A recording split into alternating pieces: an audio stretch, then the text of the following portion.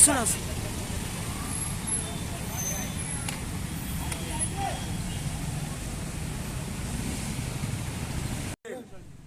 ఈనాడు భారత బంద్లో భాగంగా సంగారెడ్డి నగరంలో కూడా బంధు కాలు పిలిపించడం జరిగింది.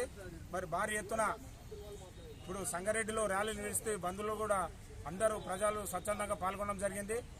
మరి ఈ సంకేతం ఏంటంటే సుప్రీంకోర్టు కూడా ఇవాళ ఈ బడుగు వర్గాల మీద కక్ష సాధనలో భాగంగానే తీర్పు వచ్చింది అన్నట్టు ఇలా అన్ని బహుజన వర్గాలు కూడా గ్రహించినాయి.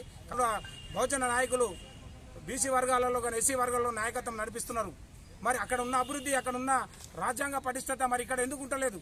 మీరు ఇంకా తొత్తులుగా బతకాలనుకుంటే జనరల్ చేయండి, రిజర్వేషన్ల పోటీ చేయకండి.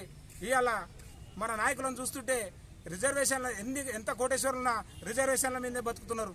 మరి మీ క్రిమిలేయర్ అనగానే అందరూ సంకల్ప